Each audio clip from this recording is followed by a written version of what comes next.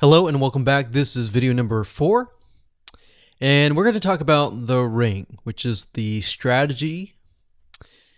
So in the previous video, we discussed why having different social media properties interlinked together can help Google see you as a brand who is sharing your content to your audience. In other words, these aren't just random backlinks, but links from big sites that are branded towards your company. And this is why this is super targeted and is much more powerful than a simple backlink. Makes sense? So now let's take a look at what this looks like in real life. So let's head on over to our nifty mind mapping software. I'm going to map things out so that you're going to be able to visually see how it all works. Okay, so to better understand how this works, we're going to map things out. Now, before we map things out, I want to start with some basics, and let's just pull this out here. So essentially the concept here is, as you're building your brand, you're going to have many different social properties. And let's say, for example, this is the Facebook fan page. So that's your fan page. And we've got the YouTube channel over here because that is our end goal, is to have our YouTube channel get ranked higher. So essentially what we're doing is we're getting a backlink from this to here.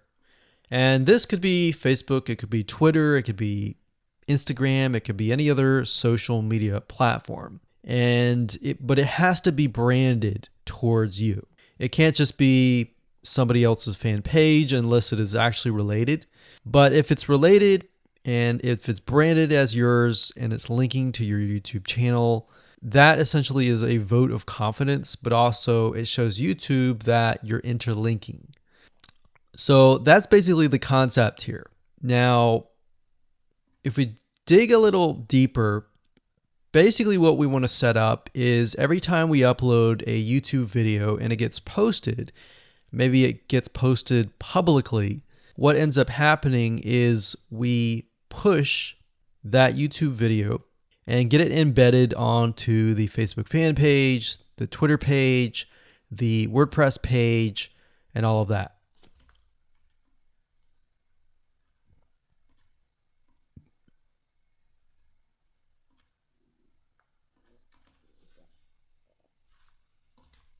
So we'll put Twitter.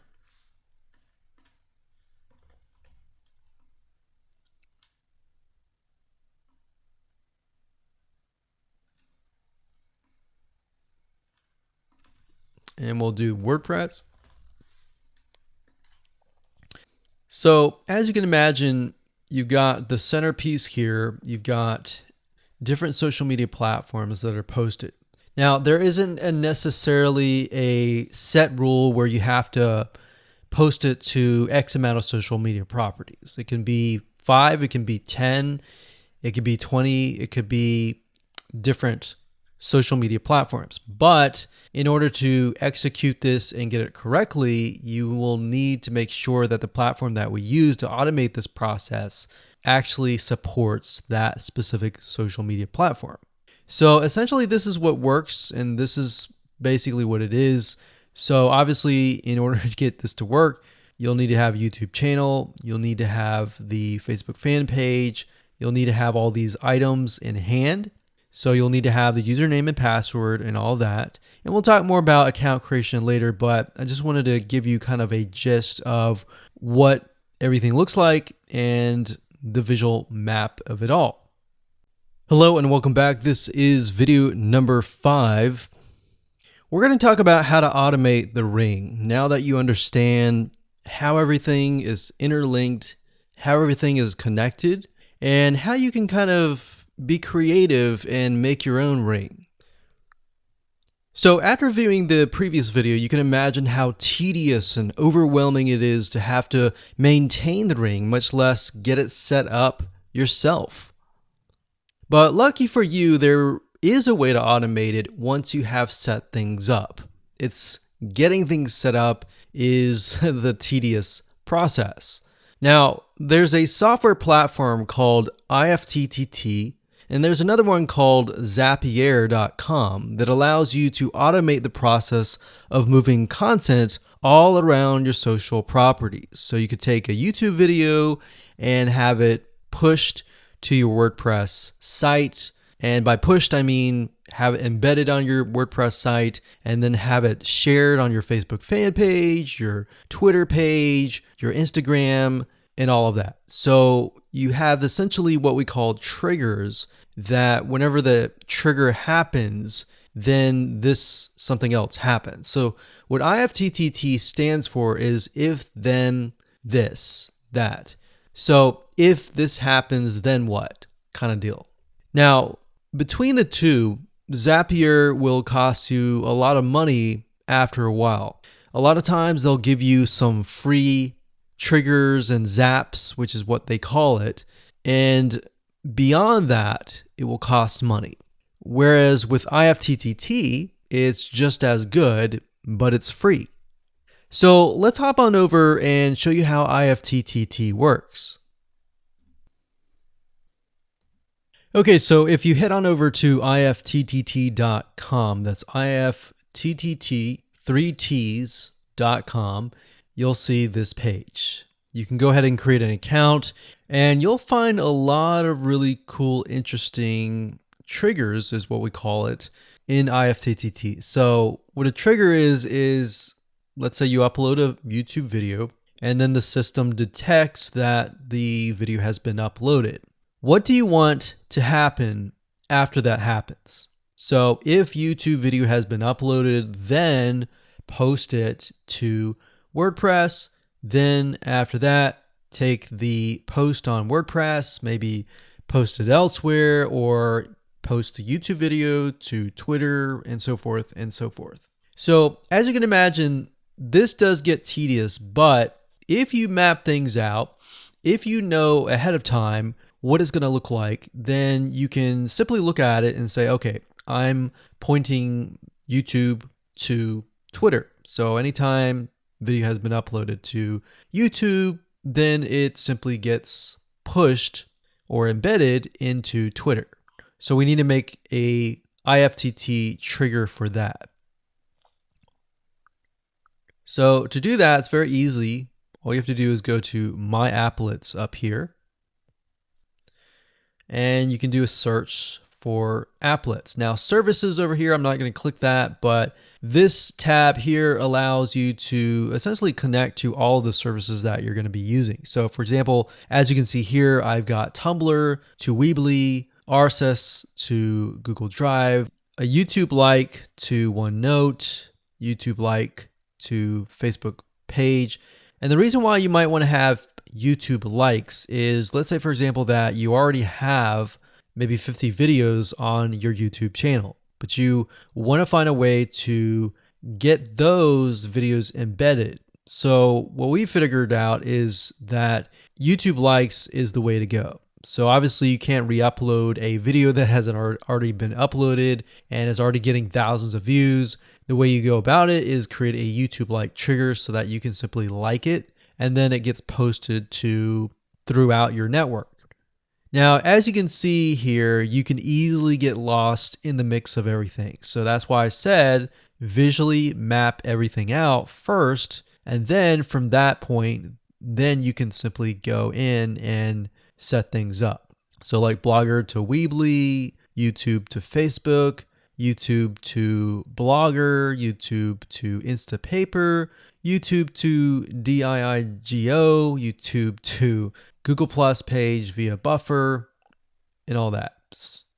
And we got YouTube to Tumblr, YouTube to Twitter. So it can go on and on and on if you really want it to, or you can simply pick and choose what you want and what you don't want and go from there.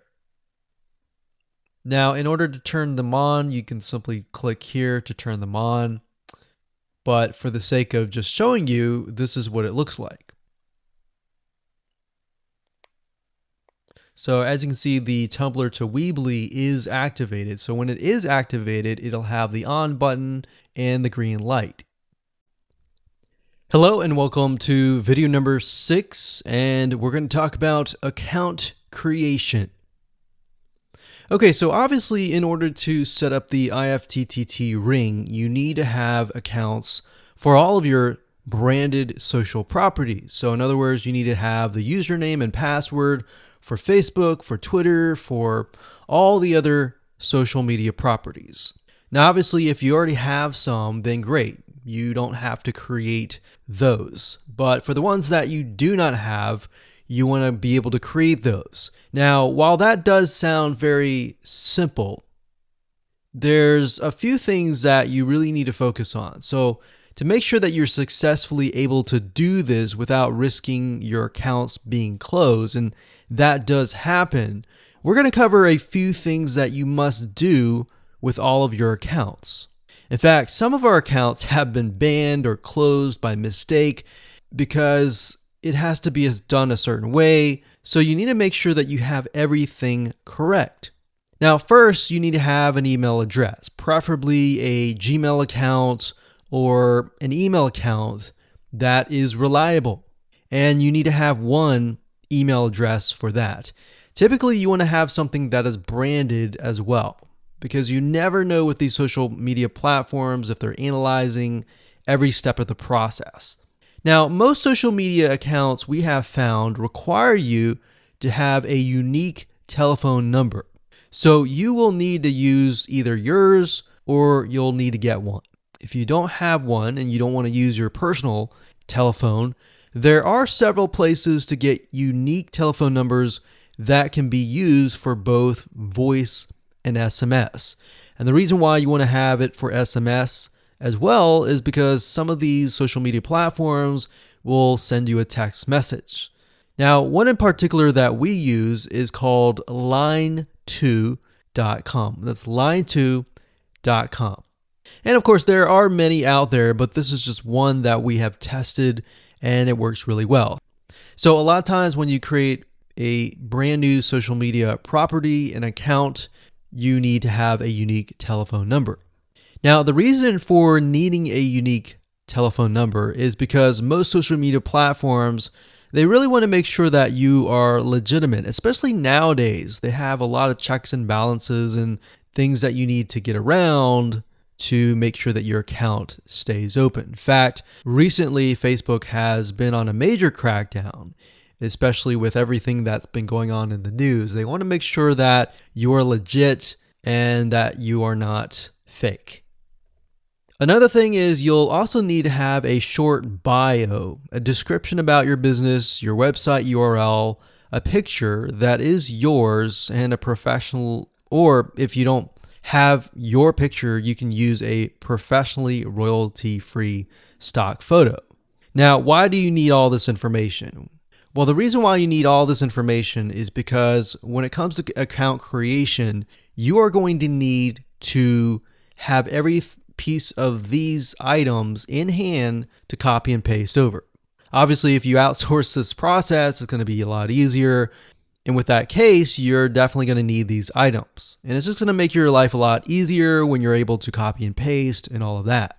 Your picture is actually very important because even Facebook will review photos on all accounts to make sure that fake accounts are not created. In fact, we created an account one time and it was using kind of a fake image. And even though it was royalty free and all of that, Facebook declined it and in fact did not approve the account. So they really want to make sure that your account is legitimate.